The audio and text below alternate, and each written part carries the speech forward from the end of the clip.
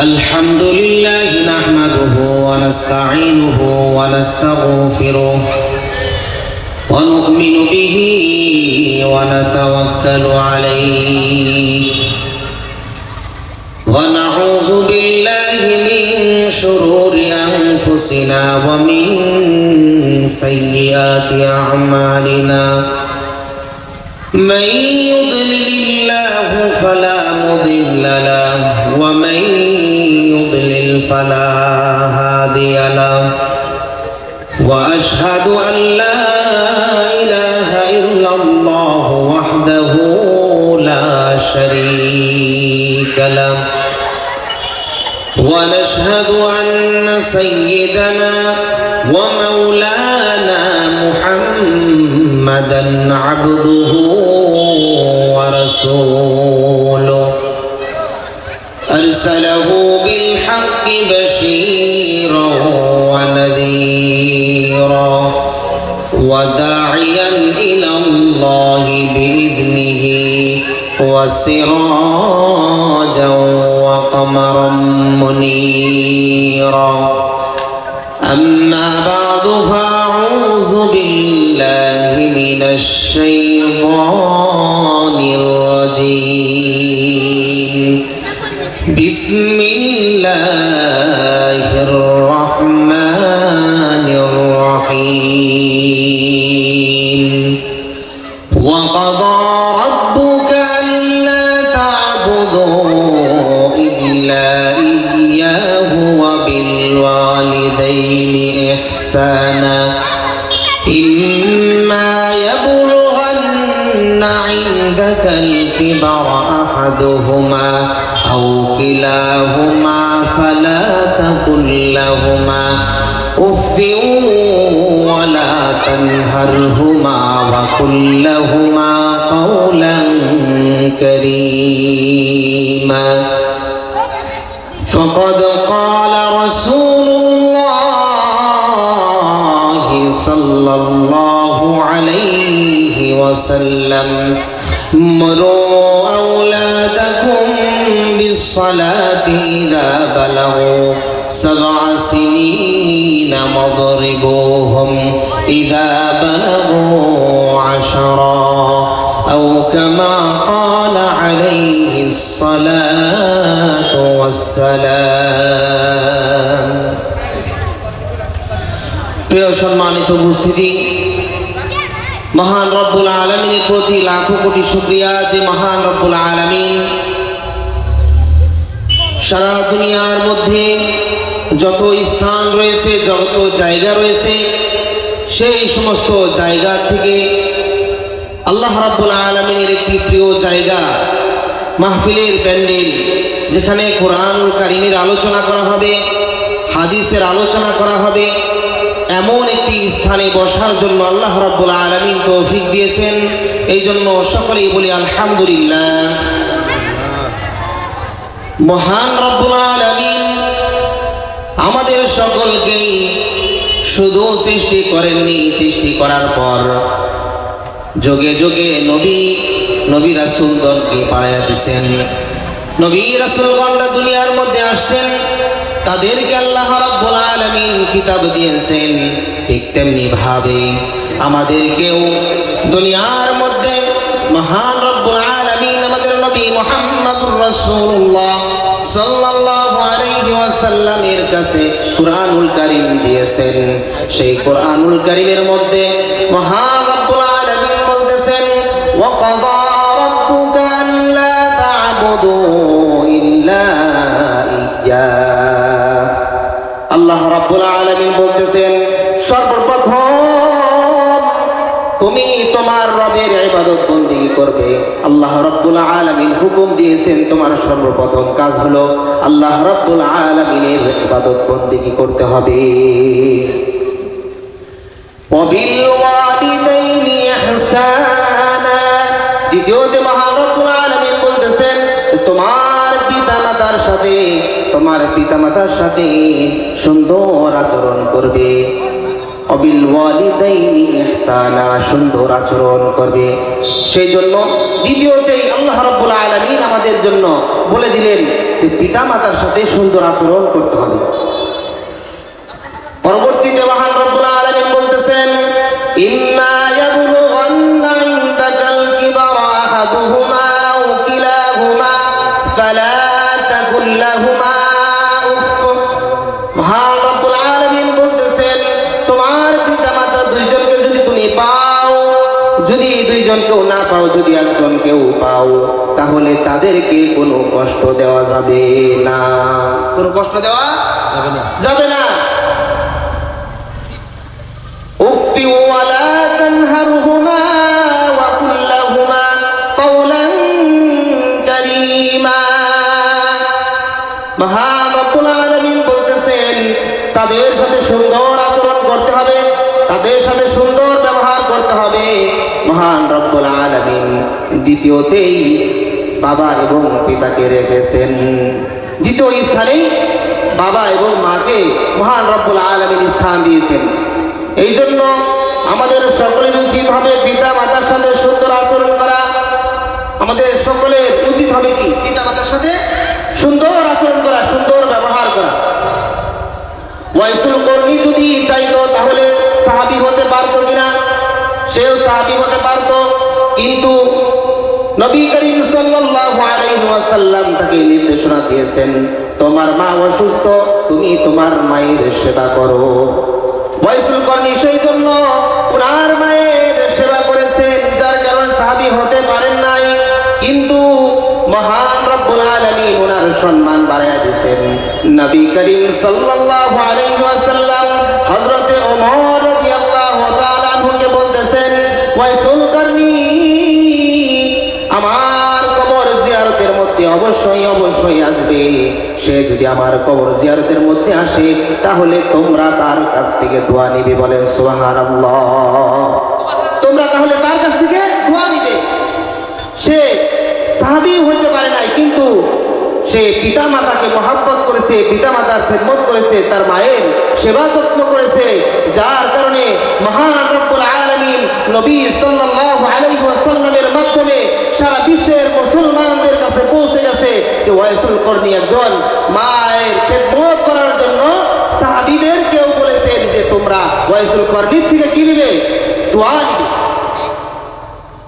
মহান রব্বুল আলামিন শুধু তাকে নয়, দুনিয়ার মধ্যে পিতা মাতাকে সম্মান করার জন্য আরো অনেকে আছে, তাদের অনেককেই মহান রব্বুল আলামিন সম্মান দিয়েছে।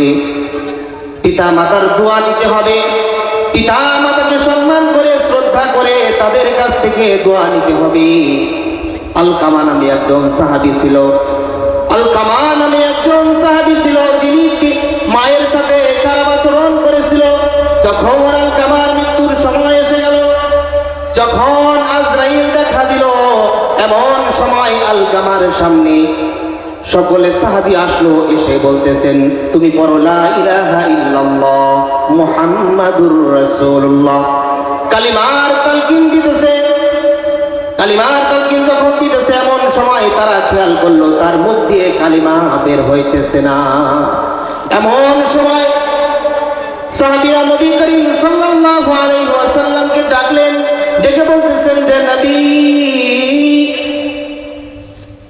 আলকামার মুখ দিয়ে তো কালিমা বের হইতেছে না, আলকামার মুখ দিয়ে কালিমা বের হইতেছে না, আমরা যতই তাকে তালকিন করতেছি তার মুখ দিয়ে কালিমা বের হইতেছে না। আমাদের নবী মুহাম্মাদুর রাসূলুল্লাহ বুঝতে পারলেন তার যে কোনো একটা সমস্যা হয়েছে। নবী করিম সাল্লাল্লাহু আলাইহি ওয়াসাল্লাম আলকামার মায়ের কাছে এসে বললেন, আলকামার মায়ের কাছে যখন আসলেন এসে বলতেছেন যে মা, আপনি আপনার সন্তানকে কোনো বরদোয়া দিচ্ছেন কিনা? আপনি আপনার সন্তানের প্রতি নারাজ হয়েছেন কিনা? মা বলতেছেন যে আলকামা আমার সাথে খারাপ আচরণ করেছে, সে আমার সেবা যত্ন করে নাই, তার স্ত্রীর কথা শুনেছে, তার স্ত্রীর কথা শুনে আমার সাথে খারাপ আচরণ করেছে, তাকে আমি ক্ষমা করব না। নবী করিম সাল্লাল্লাহু আলাইহি ওয়াসাল্লাম তখন বুঝে ফেললেন যে আলকামা তার মায়ের বরদোয়ার কারণ তার মুখ দিয়ে কালিমা বের হইতেছে না। যখন উনি বুঝতে পারলেন, নবী করিম সাল্লাল্লাহু আলাইহি ওয়াসাল্লাম তার মাকে বললেন যে তাকে আপনি ক্ষমা করে দিন।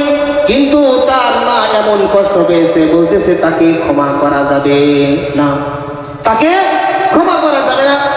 নবী করিম সাল্লাল্লাহু আলাইহি ওয়াসাল্লাম তখন তার মাকে সতর্ক করার জন্য, ভয় দেখানোর জন্য বললেন, আলকামাকে যদি আপনি ক্ষমা না করেন তাহলে কিন্তু তাকে আগুনে জ্বালিয়ে দেওয়া হবে, কারণ সে ঈমান নিয়ে মৃত্যুবরণ করতে পারবে না। যখন এই কথা শুনলেন আলকামার মা তখন চিন্তা করলেন, আমার সন্তানকে দুনিয়ার মধ্যে কেউ কষ্ট দিবে, আমি এটা সহ্য করতে পারবো না। দুনিয়ার কারো অন্তর যদি না কাঁপে, মায়ের অন্তর কাঁপে কিনা? মায়ের অন্তর, মায়ের যত দরদ আল্লাহ রাব্বুল আলামিন দিয়েছেন, পৃথিবীর আর কাউকে এরকম দরদ দেন নাই। মা যখন বুঝতে পারলেন যে আলকামাকে যদি আমি ক্ষমা না করি তাহলে ওরা অন্য শাস্তি দিবে, সেই জন্যই নবী করিম সাল্লাল্লাহু আলাইহি ওয়াসাল্লামের কাছে আলকামার মা বললেন, আমার সন্তানকে আমি ক্ষমা করে দিয়েছি। বলার সাথে সাথে আলকামার মুখ দিয়ে বের হলো, লা ইলাহা ইল্লাল্লাহু মুহাম্মাদুর রাসূলুল্লাহ। কালিমা পড়তে পড়তে মৃত্যুবরণ করলেন। বলেন সুবহানাল্লাহ। তো সেই জন্য মায়ের দোয়া নিতে হবে, বাবার দোয়া নিতে হবে। মা বাবার বরদোয়াও কিন্তু লেগে যায়, দোয়াও লেগে যায়। দুনিয়ার পারমাণবিক বোমা মিস হতে পারে, ড্রোন মিস হতে পারে, কিন্তু মা বাবার দোয়া কোনোদিন মিস হয় না, কোনোদিন মিস হয় না। সেই জন্য মা বাবার দোয়া নিতে হবে কি হবে না? মা বাবার দোয়া অবশ্যই অবশ্যই নিতে হবে। আশরাফ আলী থানভী রাহমাতুল্লাহি আলাইহি বলতেছেন যে মার খেদমত যদি তোমরা করো, বাবা মার খেদমত যদি তোমরা করো, দুনিয়ার মধ্যে আল্লাহ রাব্বুল আলামিন তোমাদেরকে পুরস্কৃত করবেন। কয়েকটি পুরস্কার মহান আল্লাহ রাব্বুল আলামিন দুনিয়ার মধ্যেই দিয়ে দিবেন। তার মধ্যে এক নম্বর হলো আশরাফ আলী থানভী রাহমাতুল্লাহি আলাইহি বলতেছেন, মা বাবার খেদমত যদি করো রে, তাহলে সর্বপ্রথম আল্লাহ রাব্বুল আলামিন তোমার হায়াত বাড়াইয়া দিবেন। সর্বপ্রথম আল্লাহ রাব্বুল আলামিন হায়াত বাড়াইয়া দিবেন যদি পিতা মাতার খেদমত করো। কারণ মা বাবাকে যদি কেউ সম্মান করে তাহলে মা বাবার সর্বপ্রথম দোয়া থাকে, আল্লাহ রাব্বুল আলামিন আমার সন্তানটাকে তুমি বাঁচায় রাখো, ঠিক না? সর্বপ্রথম দোয়া থাকে, হে আল্লাহ আমার সন্তানটাকে তুমি বাঁচায় রাখো। মা দোয়া করে, আল্লাহ আমার সন্তানটাকে আমার মাথার চুল পরিমাণ হায়াত বাড়াইয়া দাও, আমার সন্তানটাকে আমার মাথার চুল পরিমাণ হায়াত বাড়াইয়া দাও। সেই জন্য এই দোয়াটা থাকে। সেই জন্য আল্লাহ রাব্বুল আলামিন দুনিয়ার মধ্যে যে সন্তান মাতা পিতাকে খেদমত করবে, তাদের সাথে সুন্দর আচরণ করবে, তাদের সাথে সুন্দর ব্যবহার করবে, আশরাফ আলী থানভী রাহমাতুল্লাহি আলাইহি বলেন, এক নাম্বার হলো তাকে আল্লাহ রাব্বুল আলামিন হায়াত বাড়াইয়া দিবে। বাড়িতে যদি সন্তানের মামা আসে, সন্তানের খালা যদি আসে, যদি তাকে টাকা দিতে নয়, এমন সময় মা এসে বলে তাকে টাকা দিতে হবে না, তাকে টাকা দিতে হবে না, তার জন্য দোয়া করো আল্লাহ রাব্বুল আলামিন যাতে আমার সন্তানটাকে বাঁচায় রাখে, ঠিক কিনা? মামা যদি আসে টাকা দিতে চায়, খালা যদি আসে টাকা দিতে চায়, যদিও সন্তান আস্তে আস্তে নেয়, যদিও জোর করে দেয়, তারপরেও মা বলে যে আমার সন্তানটাকে টাকা দিতে হবে না, দোয়া কর যাতে আমার সন্তানটা কি হয়, আল্লাহ রাব্বুল আলামিন দুনিয়ার মধ্যে বাঁচায় রাখে। সেই জন্যই থানভী রাহমাতুল্লাহি আলাইহি বলতেছেন, পিতা মাতার খেদমত করো গো, আল্লাহ রাব্বুল আলামিন দুনিয়ার মধ্যে হায়াত বাড়াইয়া দিবেন। দুই নাম্বার আশরাফ আলী থানভী রাহমাতুল্লাহি আলাইহি বলতেছেন, পিতা মাতার খেদমত যদি করো তাহলে দুনিয়ার মধ্যে আরেকটি উপকার হলো, দুনিয়ার সমস্ত বিপদ আপদ থেকে আল্লাহ রাব্বুল আলামিন হেফাজতে রাখবেন। কারণ সন্তান যখন বাহিরে থাকে, যখন দৃষ্টি এসে যায়, মহান রাব্বুল আলামিনের কাছে আল্লাহ রাব্বুল আলামিন দুই হাত তুলিয়া দেয়, দুই হাত তুলিয়া দিয়ে আল্লাহ রাব্বুল আলামিনের কাছে বলে, আল্লাহ আমার সন্তানটা কোথায় রয়েছে আমি জানি না, আমার সন্তানটা কোন হালতে রয়েছে আমি জানি না, আল্লাহ রাব্বুল আলামিন আমার সন্তানটাকে সমস্ত বিপদ আপদ থেকে তুমি হেফাজত করো। এমন সময় যখন ঠাডা তার উপরে পড়বে, ঠাড়া আল্লাহ রাব্বুল আলামিনের কাছে বলে, আল্লাহ, মা দোয়া করে ব্যারিকেড দিয়ে দিছে, তার উপরে তো পড়তে পারতেছি না। তখন মহান রব্বুল আলামিন বলেন, তার উপরে পড়তে হবে না, তাল গাছের উপরে পড়ো। তার উপরে পড়া যাবে না, তুমি কাঠ গাছের উপরে পড়ো। তার উপর পড়া যাবে না, তুমি খেতের মধ্যে পড়ো। তার উপর পড়া যাবে না, তুমি সমুদ্রের মধ্যে পড়ো। যায় বলেন সুবহানাল্লাহ। দ্বিতীয় নাম্বার হলো আল্লাহ রাব্বুল আলামিন দুনিয়ার সমস্ত প্রকারের বিপদ আপদ থেকে ওই ব্যক্তিকে রক্ষা করবে যে ব্যক্তি পিতা মাতার খেদমত করবে। বলেন সুবহানাল্লাহ। তৃতীয় নাম্বার হলো আল্লাহ রাব্বুল আলামিন ওই ব্যক্তির সম্মানকে আরো বাড়াইয়া দিবেন। বলেন সুবহানাল্লাহ। আশরাফ আলী থানভী রাহমাতুল্লাহি আলাইহি বলেন, 3 নম্বরে তার সম্মানটাকে আল্লাহ রাব্বুল আলামিন বৃদ্ধি করে দিবেন। 4 নম্বর আশরাফ আলী থানভী রাহমাতুল্লাহি আলাইহি বলতেছেন, ওই ব্যক্তির যে কোনো ভাবেই হোক আল্লাহ রাব্বুল আলামিনের যে ঘর রয়েছে মক্কাতুল কাবা, সেই কাবার জিয়ারত আল্লাহ রাব্বুল আলামিন নসিব করে দিবে। বলেন সুবহানাল্লাহ। আল্লাহ রাব্বুল আলামিন ওই সন্তান, যে সন্তান পিতামাতাকে খেদমত করে, পিতামাতাকে মহব্বত করে, তাদেরকে শ্রদ্ধা করে, তাদের কথা শুনে, আশরাফ আলী থানভী রাহমাতুল্লাহি আলাইহি বলেন যে 4 নম্বরে হলো তাকে হজ করার তৌফিক আল্লাহ রাব্বুল আলামিন দিয়ে দিবেন। 5 নম্বর আশরাফ আলী থানভী রাহমাতুল্লাহি আলাইহি বলেন, মা বাবার খেদমত করো রে। 5 নম্বরে আল্লাহ রাব্বুল আলামিন মৃত্যুর সময় কালেমা নসিব করিয়া দিবে। বলেন সুবহানাল্লাহ। 5 নম্বরে বলেন কালেমা নসিব হবে। মায়ের দোয়া করে সন্তানের জন্য, যখন আজরাইল তার সামনে এসে যায়, ফেরেশতাদের দল নিয়ে যখন এসে যায়, ফেরেশতারা তার দিকে নামতে থাকে আর বলতে থাকে, আল্লাহ তাখাফু ওয়ালা তাহজানু ওয়া আবশিরু বিল জান্নাতিল্লাতী কুনতুম তুআদুন। বলে সুবহানাল্লাহ। ফেরেশতারা তার দিকে নামতে থাকে এবং বলতে থাকে, সুসংবাদ নাও, তোমার কোনো ভয় নাই, তোমার কোনো ভয় নাই, তোমার কোনো চিন্তা নাই, তুমি মায়ের খেদমত করেছো, তোমার কোনো চিন্তা নাই, সুসংবাদ নাও, তুমি জান্নাতবাসী হয়ে যাবে। বলেন সুবহানাল্লাহ।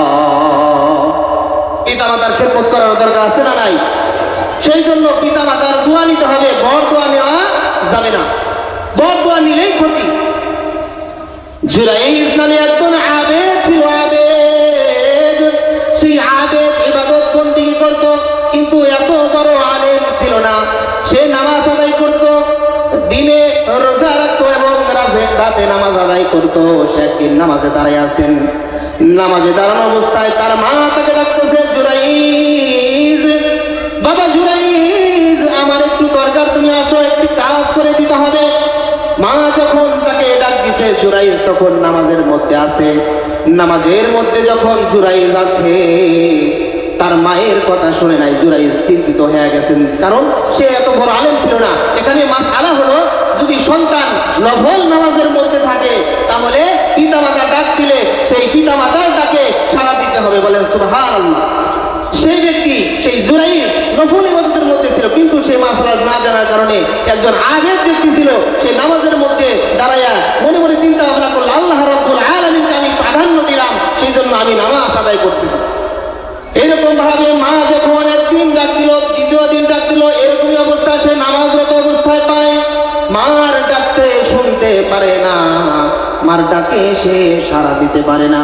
এমন অবস্থায় মা বলল যে, জুরাইজ, তোর মা তোকে ডাক দিল, তুই তোর মার কথা শুনলি না। আল্লাহ রাব্বুল আলামিন যেহেতু তোর মার চেহারা তুই দেখলি না, তোকে আল্লাহ রাব্বুল আলামিন খারাপ মহিলার চেহারা দেখাইয়া তারপরে দুনিয়া থেকে নিয়ে একটা বর্দ বের হয়ে গেল। মায়ের কথা না শোনার কারণে একটা বর্দ বের হয়ে গেল মুখ দিয়ে, অনেকে বের হয়ে যায়। যদি মায়ের দিয়ে যদি আমরা বেশি কষ্ট দিই, যদি অনেক বেশি কষ্ট দিই, তাহলে যদি মুখ দিয়ে নাও বলে, তাও ভিতর দিকে একটা কি আসে, সবারই কিছু না কিছু একটা কি আসে, কষ্ট এসে পড়ে। যখন মায়ের মুখ দিয়ে এটা বের হয়ে গেল, আল্লাহ রাব্বুল আলামিন কবুল করে নিলেন। কিছুদিন পর জুরাইজের পিছনে এলাকার কিছু খারাপ লোক লেগেছে, সেই জন্য এক মহিলার সেই গ্রামের মধ্যে আরেকজনের সাথে সম্পর্ক হয়ে এক রাখালের সাথে সম্পর্ক হয়ে একজনের প্রেগনেন্ট হয়ে গেল, সন্তান হয়ে গেল। বিচারের সময় সেই মহিলাকে যখন জিজ্ঞাসা করলো, সেই মহিলাকে টাকা দিয়ে পয়সা দিয়ে সকলেই রাজি করাই দিল যে তুমি জুরাইজের নাম বলবে, কারণ জুরাইজকে দেখতে পারে না, কারণ হলো সে ইবাদত বন্দি করে। এরকম মানুষ থাকে না যে ভালো ইবাদত বন্দি করতেছে কিন্তু তাকে অনেকেই কি পারে না, দেখতে পারে না।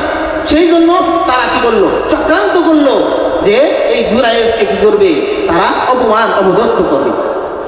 সেই জন্য এই মহিলাকে টাকা পয়সা দিয়ে তার সাথে একটি ডিল করলো। করার পর মহিলা বলতেছে এই সন্তান হলো জুরাইজের। বলেন নাউজুবিল্লাহ। এই খারাপ মহিলা বলতেছে এটা কি জুরাইজের সন্তান, সে অথচ বিয়েই করে নাই। যখন তাকে বিচার যখন করবে এমন সময় তাকে ডাকা হলো, আরো মানুষকে যখন ডাকা হলো, ডাকার পর তখন এই মহিলাকেও যখন ডাকা হলো, সেই সন্তানটাকে কোলে নিয়ে ডাকা হলো। আল্লাহ রাব্বুল আলামিন দুনিয়ার মধ্যে 3 জন বাচ্চা সন্তানের মুখে থেকে কথা বের করেছিলেন। তার মধ্যে 1 নাম্বার হলো জুরাইজের। এই জুরাইজ মানে তার বিরুদ্ধে যেই মহিলা খারাপ একটি কুচক্র লটাইছিল, সেই যে শিশু বলেছিল, এই শিশুটা তখন বলে উঠলো যে জুরাইজ আমার বাবা নয়, আমার বাবা হলো অমুক এক রাখাল। বলেন সুবহানাল্লাহ। আল্লাহ রাব্বুল আলামিন এই বাচ্চার জবানকে কি করে দিতেন, খুলে দিতেন। 3 জন ব্যক্তির জবানকে আল্লাহ রাব্বুল আলামিন খুলে দিয়েছিলেন, 3টি শিশুর। তার মধ্যে একটি হলো আরেকজন হলো হযরত ঈসা আলাইহিস সালাম। বলেন সুবহানাল্লাহ। আর 3 নাম্বার হলো হযরত ইউসুফ আলাইহিস সালামকে যখন জুলেখা তার পিছনে যখন ধাওয়া করলো, 7টি দরজা যখন আস্তে আস্তে খুলে গেল, তারপরে জুলেখা তারপরেও তার পিছনে দৌড়াইতেছিল। এমন সময় যখন সেই বাদশা মিশর বাদশার সামনে পড়ে গেল ইউসুফ আলাইহিস সালাম, তখন ইউসুফ আলাইহিস সালামের কথা জুলেখা যখন বললেন যে সে আমার সাথে খারাপ আচরণ করার জন্য সে কি করেছে, আমার পিছনে এসে। এই সময় সেই জুলেখার একজন খালাতো বোন ছিল, তার কোলে একটি বাচ্চা ছিল, সেই বাচ্চারও মুখের জবান আল্লাহ রাব্বুল আলামিন খুলে দিয়েছিল। বলেন সুবহানাল্লাহ। তখন অবশ্য দুনিয়ার মধ্যে থেকে তখন প্রমাণ হয়ে গেল যে জুরাইজ কি নয়, দোষী নয়। তারপরেও আল্লাহ রাব্বুল আলামিন একজন খারাপ মহিলার চেহারা দেখায় তারপরে কি করেছেন, ওনাকে দুনিয়া থেকে নিয়েছেন। মায়ের দোয়া যদি ভালো দোয়া করে সেটাও আল্লাহ রাব্বুল আলামিন কবুল করে নেন, যদি বড় দোয়া আসে সেটাও আল্লাহ রাব্বুল আলামিন কি করে নেন, কবুল আর মঞ্জুর করে নেন। সেই জন্য পিতা মাতার দোয়া নিতে হবে, বড় দোয়া নেওয়া কোনোভাবেই যাবে না। আরেকটি কিছু কথা বলে আমি শেষ করে দিব, 2-1টি কথা বলে শেষ করে দিব। আমরা তো শুধু মায়ের আদব বলি, বাবার আদব বলি, মায়ের হক বাবার হক বলি। সন্তানের সর্বপ্রথম হক হলো সন্তানের হক। সর্বপ্রথম হক কার? সন্তানের। যদি সন্তানের হক না দিতে পারি তাহলে ওই সন্তানের কাছ থেকে আমরা সম্মানের আশা করা যাবে না, কোনোভাবেই সেই সন্তানের কাছ থেকে সম্মানের আশা করা যাবে না। কারণ হলো সর্বপ্রথম সন্তানের যে হক, সেই হকটা হলো চরিত্রবান দিনদারি একজন মা, তাকে কি করতে হবে, এনে দিতে হবে। বলেন সুবহানাল্লাহ। সর্বপ্রথম হক হলো সন্তানটা ভূমিষ্ঠ হওয়ার আগেই একটা হক, সেটা হলো যে দিনদার একজন মহিলা দেখে কি করতে হবে, আপনাকে বিবাহ শাদী করতে হবে। 4টি দিন মানে 4টি বিষয় দেখে রাসূল সাল্লাল্লাহু আলাইহি সাল্লাম বলেছেন কি তোমরা বিবাহ করো। তার মধ্যে একটা হলো চেহারা দেখে, চেহারা সুন্দর কিনা দেখে। 2 নাম্বার হলো সম্পদ দেখে, 3 নাম্বার হলো তার বংশ পরিচয় দেখে, আর 4 নাম্বার হলো দিনদার দেখে, সে দিনদারি কিনা। কিন্তু নবী রাসূলুল্লাহ সাল্লাল্লাহু আলাইহি ওয়াসাল্লাম বলতেছেন যে দিনদারিকে কি করতে হবে, অবশ্যই প্রাধান্য দিতে হবে। কিন্তু আমরা বিবাহ করি যে সেই মহিলা টিকটক করে কিনা, সে নাচতে জানে কিনা, তার ফেসবুকের মধ্যে ফলোয়ার ঠিক মতো আছে কিনা, সে সুন্দরী কিনা, সে সুন্দর স্টাইলে কথা বলতে পারে কিনা, তার ফ্যাশন করতে পারে কিনা, পশ্চিমা পোশাক সে পরে কিনা, নাকি গায়া পোশাক পরে, এগুলা দেখে আমরা বিবাহ করি কিনা, এগুলা দেখে আমরা বিবাহ করি। আসলে আমরা তো সন্তানের কি চাই, সন্তানের কাছ থেকে সম্মান চাই, কিন্তু সন্তানের প্রথম হকটাই তো আমরা কি করতে পারলাম না, আদায় করতে পারলাম না। সেই জন্য সর্বপ্রথম হক হলো সন্তানের হকটা আদায় করতে হবে। দিনদার একজন মহিলা থেকে বিবাহ করতে হবে কিনা, অবশ্যই দিনদার মহিলা থেকে বিবাহ করতে হবে। সন্তানের আরো কিছু হক রয়েছে, সেগুলো অবশ্যই অবশ্যই আমাদের কি করতে হবে, আদায় করতে হবে। সন্তান যখন জন্ম হয়ে যায়, যখন দুনিয়ার মধ্যে আসে, তখন রাসূল সাল্লাল্লাহু আলাইহি ওয়াসাল্লাম দুনিয়ার মধ্যে যখন তার নাতি আসলো, দুনিয়ার মধ্যে হাসান আসলো, হুসাইন আসলো, হাদিসের মধ্যে রয়েছে নবী করিম সাল্লাল্লাহু আলাইহি ওয়াসাল্লাম গেলেন, তার কানের মধ্যে কি করলেন, আযান দিলেন। তাদের কানের মধ্যে কি দিচ্ছেন, আযান দিচ্ছেন। সেই জন্য ভূমিষ্ঠ হওয়ার সাথে সাথে আমাদের আযান দিতে হবে কিনা, আমাদের আযান দিতে হবে। শুধু তাই নয়, হামালাতুহু উম্মুহু কুরহান ওয়া ওয়াদাআতুহু কুরহা ওয়া হামলুহু ওয়া ফিসালুহু 30 শাহরা 30 মাস, 2.5 বছর সন্তানকে বুকের দুধ মায়ের কি করতে হবে, খাওয়াইতে হবে। অনেকে বলে ফিটনেস নষ্ট হয়ে যাবে, যার কারণে অনেকেই কি করে না, বুকের দুধ খায় না, ফিডার খাওয়ায়, গ্লুকোজ খাওয়ায়, এটা খাওয়ায়, ওটা খাওয়ায়। তো সেই জন্য আমি শেষ করে দেব। সেই জন্য সর্বপ্রথম আমাদের সন্তানের হক কি করতে হবে, আদায় করতে হবে। সন্তানকে দিন শিক্ষা দিতে হবে কিনা, নবী করিম সাল্লাল্লাহু আলাইহি ওয়াসাল্লাম বলেন, মুরু আওলাদাকুম বিসসালাতি ইযা বালাগু 7 সিনিনা ওয়াদরিবুহুম ইযা বালাগু 10। তোমার সন্তানের যখন 7 বছর হয়ে যায়, তখন তোমার সন্তানকে নামাজের জন্য আদেশ করো। যখন 10 বছর হয়ে যায়, তখনও যদি নামাজ আদায় না করে, তাহলে মেরে হলেও, প্রহার করে হলেও তাকে নামাজ পড়াইতে নিয়ে যাও।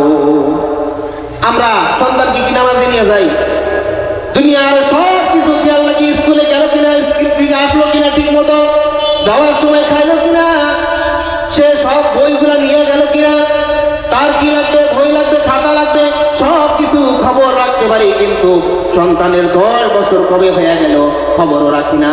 নামাজের কথা আমরা কবে বলবো, সেই সন্তানের কাছ থেকে আমরা সম্মান চাই কিনা, সেই সন্তানের কাছ থেকে আমরা সম্মান চাই। সেই জন্য সন্তানের কাছ থেকে যদি সম্মান চাই, তাহলে অবশ্যই অবশ্যই সন্তানের হক আগে পালন করতে হবে কিনা, অবশ্যই অবশ্যই আমাদের সন্তানের হকগুলি আগে পালন করতে হবে। 7 দিনের দিন আকিকা করতে হবে কিনা, 7 দিনের দিন আকিকা করে দিতে হবে, মাথা মুন্ডাইতে হবে, ছেলের সুন্দর একটি নাম রেখে দিতে হবে, তাহলেই সন্তানের হক আদায় হয়ে যাবে। আল্লাহ রাব্বুল আলামিন আমাদের সকলকেই সর্বপ্রথম সন্তানের হকগুলি আদায় করার জন্য হাসরের ময়দানে সন্তানেরা কি করবে, হাসরের ময়দানে অভিযোগ দিবেন, কাদের কারণে আমি দিন শিখতে পারি নাই, কার কারণে আমি ইসলাম শিখতে পারি নাই, কার জন্য আমি নামাজ শিখতে পারি নাই, তাকে সামনে আনো, তার কলিজার উপর পাড়া দিয়ে জাহান্নামে যাওয়া, বলেন নাউজুবিল্লাহ। সেই জন্য আমার সন্তানকে যদি আমি শিক্ষা না দেই, আমার সন্তানকে যদি আমি দ্বীন শিক্ষা না দেই, সেই সন্তান যদি জাহান্নামে যায়, তাহলে পিতা মাতার বুকের উপর পাড়া দিয়ে তারপরে জাহান্নামে যাবে, বলেন নাউজুবিল্লাহ। সেই জন্য আমাদের সন্তানদেরকে দ্বীন শিক্ষা দিতে হবে কিনা। আল্লাহ রাব্বুল আলামিন আমাদের সকলকেই সন্তানদের হকগুলি আদায় করার জন্য এবং সন্তানকে দ্বীনি শিক্ষা পরিপূর্ণভাবে দেওয়ার জন্য তৌফিক দান করুক। ওয়া আখিরু দাওয়ানা আলহামদুলিল্লাহি রাব্বিল আলামিন ওয়া মা আলাইনা ইল্লাল বালাগ।